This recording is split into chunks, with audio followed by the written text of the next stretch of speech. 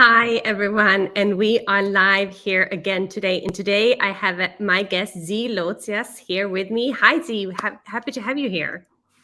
Hello, Josefine. Thank you for getting me in. You're welcome. And just before we kick off, because I just love the countdown of StreamYard. StreamYard is a fantastic tool that I thought like when I saw it the first time, I thought it was so complicated and so difficult to use, but it's actually the most easiest tool to use ever. And with that, I kind of segueing or whatever you say a little bit into what Z is doing, because what you are doing is you're helping people like me, coaches, to actually simplify their processes, to make the onboarding process a fantastic experience, and also to give them the clients that we have a much, much better experience. So Z, maybe if you could just tell us a little bit about yourself and who you are and what it is that you're doing. And we have the Facebook user. Hi, I guess it's Christine, but if it's not, then please give us your name so that we know who it is. Yeah, so I'm Z, and I came from a startup world into the coaching world almost sort of by mistake almost. I used to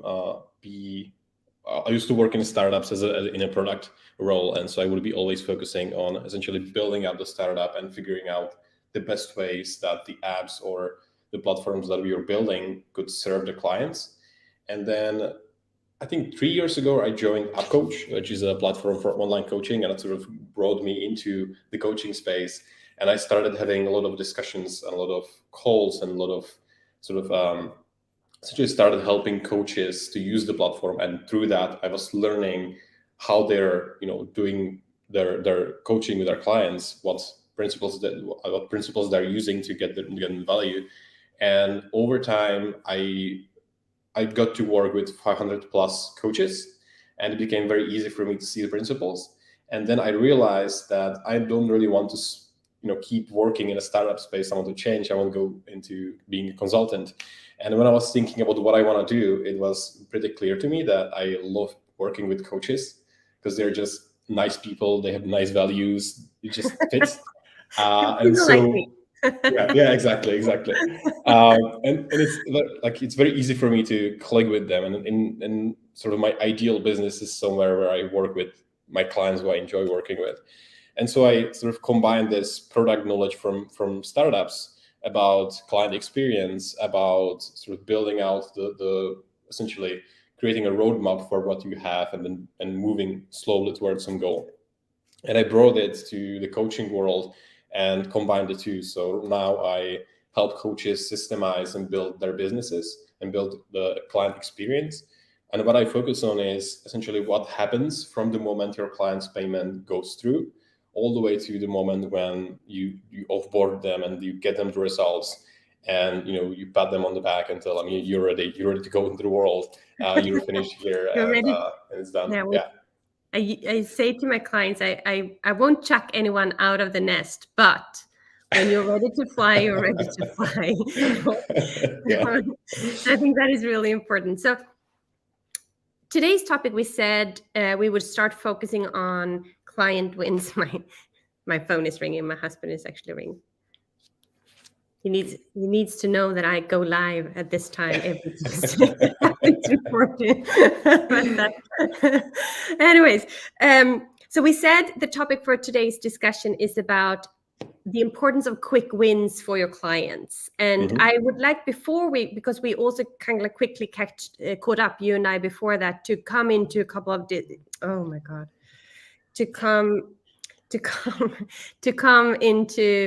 a couple of examples, also the various mistakes that you have seen so far that people are doing, how to prevent those mistakes from happening, because we also learn from our mistakes, but it's also good to learn from someone who has done it before. And then also to give a couple of examples of quick wins. And I think that is kind of like a really cool thing. If we have any questions at all, please keep them coming. I'm a business coach and mentor. I help people to set up their coaching business.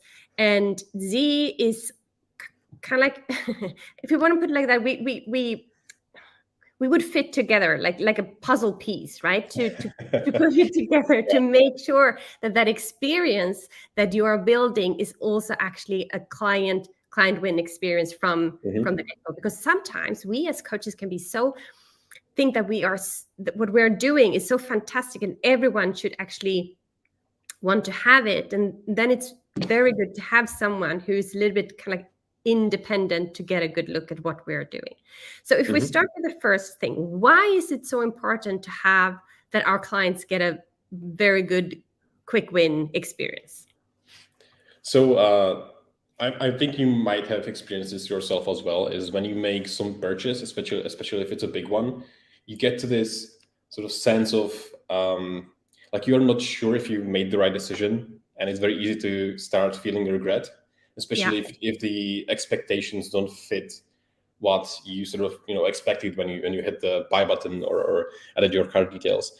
And so from the coach's perspective, giving your client some quick wins right from the get-go is something that will make sure to them that they made the right choice, that they are on the right journey, and that you are the right coach for them.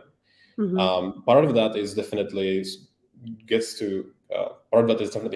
helped by being filtered out, like properly filtering out your clients. But a big part of it is also the whole onboarding experience, how quickly they can get some wins, how quickly they can see some effects, and the whole idea is that the faster they can get to a win, the faster they will get engaged, and they longer will stay engaged because they can see the benefits, they can see that they made the right decision. And also one big reason is, and this goes also to the whole client experience, is that when you, let's say, when you have a bad client experience, or when you don't onboard your clients correctly, you're not only risking losing that client, but you are also risking losing their referrals. And so, because I know that for a lot of coaches, the word of mouth is like the big part of their business. And so when they don't do it right with one client, it's not only about that client, but it's also about all the other possible clients around him. Yeah. So Yeah, that's probably the reason why it's important. Yeah. Yeah. So what are some of the mistakes that you have seen? Some of the most important ones. So the first one, and probably I would say the easiest to solve, is too much stuff. So a lot of coaches feel like the more I give, the more they get, or the more value they get, and they might suffocate their client with a lot of texts, a lot of tasks, a lot of exercises, because they might have the right intention of getting them the value as soon as possible, but by giving them more information doesn't necessarily mean that they get more value. And so what I see often is, or what's one of the first steps I also do with my clients, is elimination, because they might want to share a lot and at the beginning, and it's easier and better if you share less, and if you make sure that you aim for clarity, not for the amount of what you share. Second mistake that I see. We actually got a question that I would like to. Can I show it? Yeah. So the question is, isn't a quick win related to understanding the client's expectations? So it depends. It definitely can be. Like I said in the beginning, that it's important also with filtering your clients. So this is almost like a third part of it, that you set the expectation right and you understand what expectations your clients are getting into. But your goal should be to like deliver more than they expect. So you need to understand their expectations. You need to filter the right clients. For example, that it's the right time for them to start it. They are motivated to do that. And then you also have to build out on top of those expectations and deliver more. So it definitely plays a role. Yeah, that's a good question. Yeah, it's a really good question. I think probably the quick win is for you to realize, I really understand this client's expectations and I can deliver on them. I wouldn't, go in a relationship with thinking that I will over deliver, because that is probably when we overwhelm them.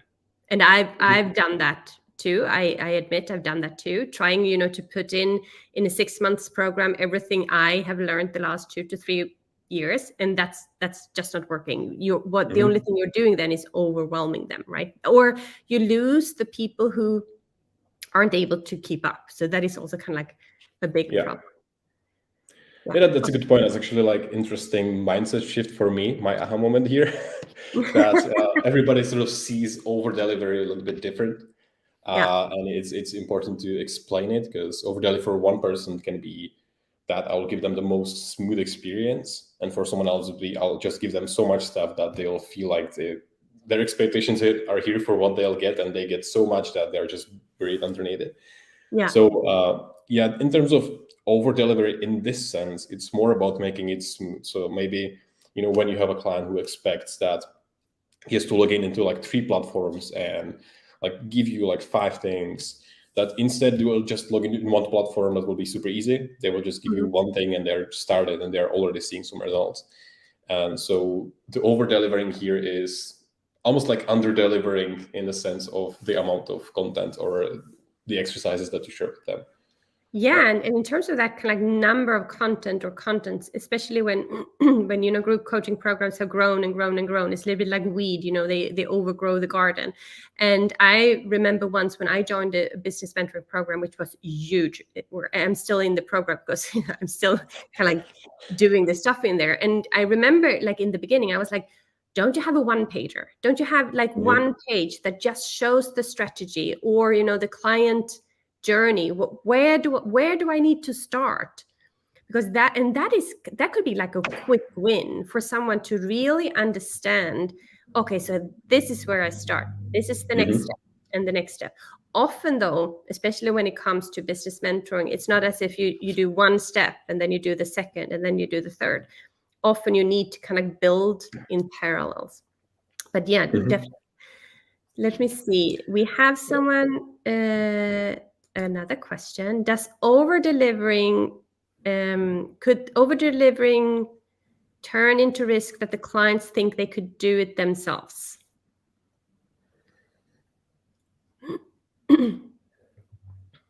Mm, honestly, like my approach is I almost want my clients to be able to do it themselves, Yeah. because in a sense it shows confidence Yeah. that like if your clients, if they want to do it themselves, like there's not that much you can do to stop them. Like you can add some hurdles in there, and you can use some lingo and make it hard for them to, like, I don't know, screenshot what you share with them. But I always liked like throughout, again, from the startup world, like you have almost like 2 strategies when it comes to what you share with the world. One of them is that you lock everything up and you make it super hard for anybody Mm, to, quote unquote, steal it from you mm, or get it from you.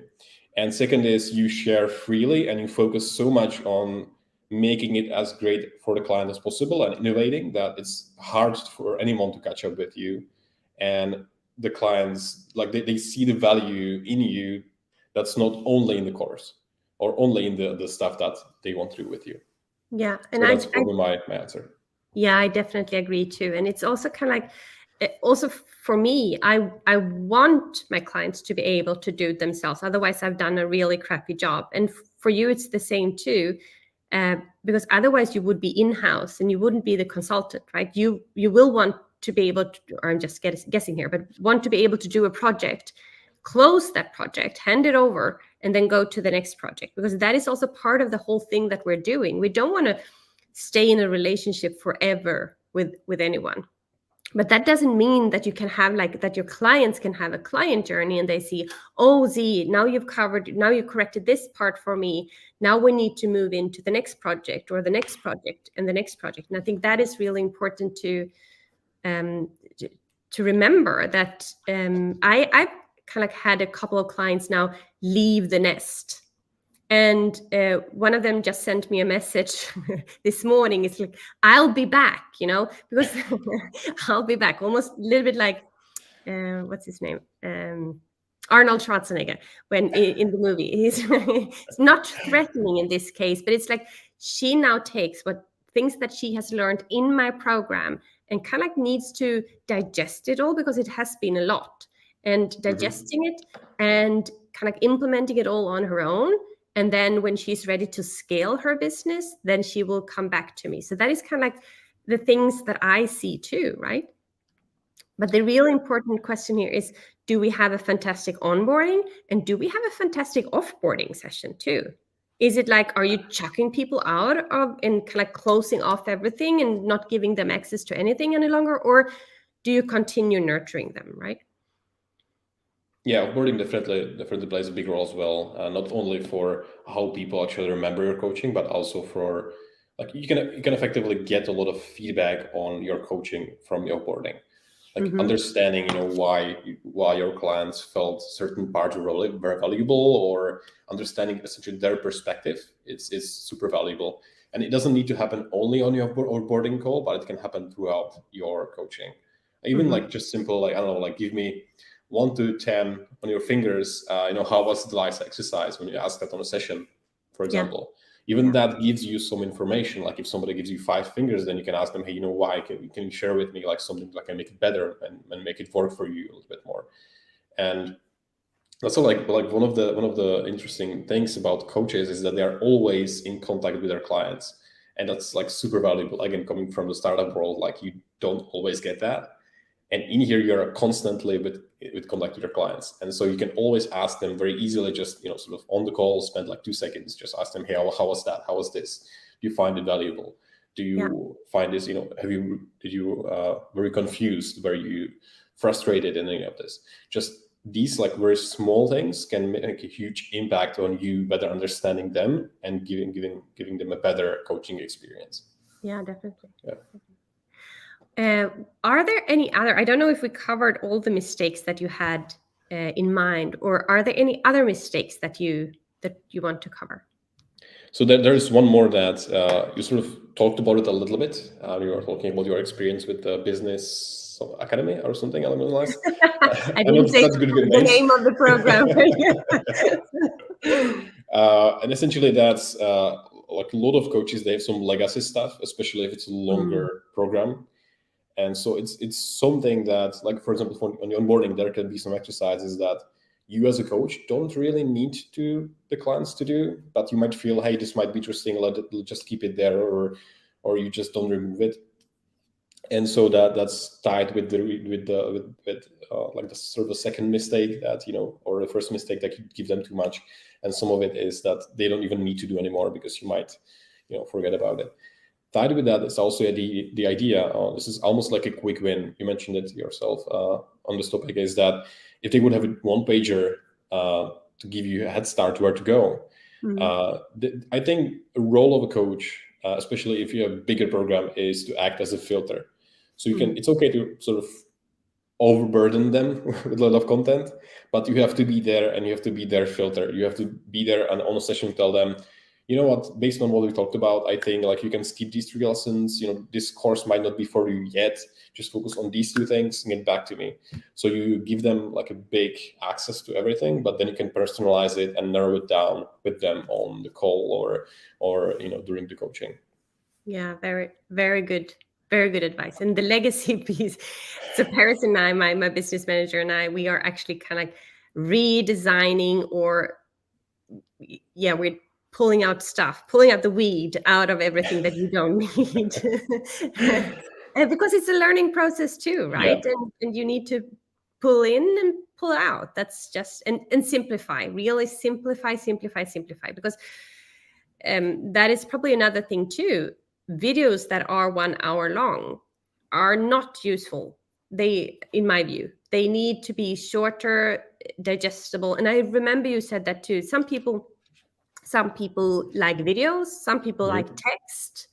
When I joined my business mentor, the only thing they had in the beginning was voice recordings, no fancy videos, no nothing, voice recordings. That's it, right? So it doesn't have to be, I think often especially when you're new to this, you think, and I thought that too, before I joined that $1 million program, right? I thought that, it has to be so fancy schmancy all the time, but that's not true. It's all about the experience in the end, the transformation. What is it that you deliver? What is it that you promise? Yeah, for sure. So if we move into quick wins, I know you have a couple of examples of quick wins too, Z. So what are the quick wins that you would ask or that you would suggest that someone does? So when I was thinking about our talk here, I figured out like four categories that I've seen most often of quick wins. They're not exhaustive. They're just probably the most prevalent that I've noticed. Mm-hmm. They're in no particular order. It depends a lot on who you coach, who are your clients, what they value. But what I've seen sort of being used effectively in terms of quick wins is these four categories. So first one is when your client is feeling understood. So when you understand their situation, you can sort of explain it to them. It's almost like ties together with sales, but if you can very very explicitly make them feel understood when they join your coaching program, that's a quick win. Mm-hmm. Second one is some aha moments, which means that you change their perspective, or they have some ideas and something clicks. So you share something with them, and now it sort of makes sense, and you build out a new, clear, strong idea in their mind. So Mm-hmm. that's also category of quick wins. Then one that I think it's probably the easiest for most coaches to have a space where your clients can learn more about themselves. One example I can give is from one of my clients. She's coaching people who are looking for a new career, and part of her onboarding is essentially like a test that makes you look back at your previous jobs, and look into like what did you like there, what did you didn't like, and it goes quite into detail, which I don't want to go into, but it gives her clients additional information about who they are, what they want, and it gives them essentially like almost like a mindset shift into what they're looking for, and it solidifies what they're looking for, and that's something that helps a lot the coach, but it holds like on its own, it's valuable to the client because they understand themselves better, they can make better decisions, better choices, and it can shift their journey essentially. Mm-hmm. And then the last one, this one is probably like it's a little bit harder to access, and it's probably most actionable, or probably most powerful, is when your clients see effect of your coaching in their life. And one example I usually give is I went running with my friend, and he on the run he gave me like 5 tips on my running technique, and immediately I could see that I was running faster with less effort, with less pain, and I had more endurance. And so he spent, I don't know, like 1 to 2 minutes, and it immediately changed my life in a way. So now running is much more enjoyable for me, and so that's something where I saw the effects of that in my life right away. So that was a very big, strong, quick win for me. That's probably, especially if you're a health coach or if you're a money mindset coach or whatever Mm-hmm. it might be. I think that is probably a fairly quick tips that we can. I think we have a friend of yours here. We have Jakub here. He says awesome tip. The reason It's why okay. I know you are connected to him is because I think he commented on your post. See, remember? Yeah, he's the one. He's the one I've been running with, so he's the one who gave Ah, me the tips. more people need to go running with Jakub. Actually, Yeah, he's great. He's great. Highly recommend. so, and one of the aha moments that unintentionally actually give my clients is when they join my program and they get, some for the first time behind the scenes, what is actually going on when we do a launch or when you do kind of like a multiple day workshop or kind of like a sales or whatever it might be. That's like, oh, I see, I see everyone else doing this, but I've never really Mm-hmm. realized how much work it is behind all of these workshops, 1 day, 3 day, 5 day workshops. And that is one of the kind of the aha moments that my clients get kind of, you get to see behind the curtain what is really behind these types of workshops. So that is actually Mm-hmm. one of the things but that was also unintentionally. That was kind of like, now that we spoke about it, I was like, oh yeah, that is what has happened a couple of times or sometimes. So if I can quickly summarize the key takeaway, or not the key takeaways, but the quick wins. that the coach gets me, and that you get some kind of aha moments, and that I get to learn more about myself, about how I tick. That can save a lot of time for the client, and to kind of point out the blind spots. And I think in the beginning, if you don't have that much experience, then it's probably easier to have to point out these quick wins if you're on a one-to-one basis, or at least if you have a hybrid model where you have like a group coaching program and a one-to-one, until you've collected all of this information, because you also worked with more than 500 people or coaches, or to see all of these kind of like, there is a movie that comes to my mind all the time. I can't remember. I just see the actor in front of me, where he has this big map, and there are like points that start glowing, and it's like you start seeing kind of like the pattern of, oh, this is that and this is that. It's like when I did a market research deep dive now last January, I also saw that, oh, this is what they really say that they want. So we have another question. So I will pull that one out. Is the quick win related to having not a big gap between what the coach would deliver and where the client is? That's a great question. I think it doesn't really play a role. Like obviously, like if they are like the bigger the gap between what you can deliver and where they are, the better it is for you and for them, because you can move them faster. But even with like a smaller gaps, you can still give them quick wins. And I think like it doesn't need to be. It almost doesn't need to be exactly what's like the main goal of the coaching. It's not about getting them to where they need to go like right now. It's more about giving them some indication that they are on the right path. So it also doesn't mean that you have to solve the problem within 5 days. That's not what it means. It just means that, as you said, that they don't really regret their decision, the decision that they took in the beginning, but it really kind of confirms their decision that they are on the right path. So it doesn't have to be like a quick win and then so she pulls out, it's Christine. She says, you explained this gap in your video about the bridge, Josephine. Yes, but that is kind of the bridge, the full bridge. So that is kind of the client bridge methodology, is where the client currently are or is, and where they want to be. That is the full bridge. And when we talk about a quick win, it's like when they put the foot out on the bridge, they take a step out of the cage and they put the foot out on the bridge. What is the first and quickest win that they can obtain, actually, that makes them not want to run back into the cage, but actually continue walking on the bridge? Yeah, exactly. Make the first step nice. Don't make them step into shit right away. Yeah, exactly. Don't make them step into shit. I think that is a great one. Think about that. We will never forget about that.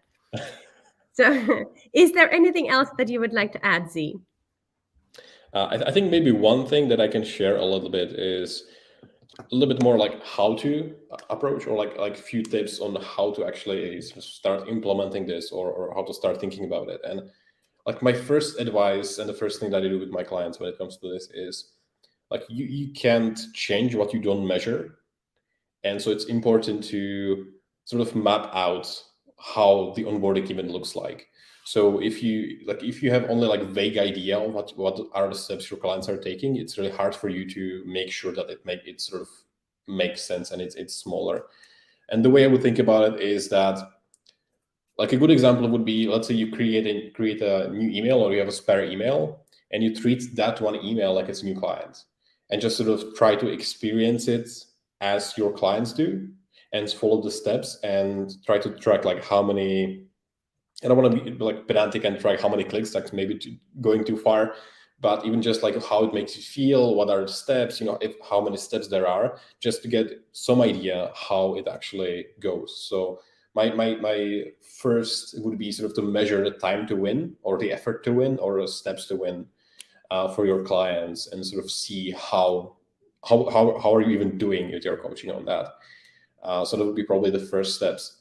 And that can be as easy just like sitting down and writing down the steps, the actual steps. And then, and sort of, I almost feel like I'm talking about it always, but just ask your clients, get feedback. I guess that is a little bit the problem. We quickly discussed that before we went live, actually, that sometimes we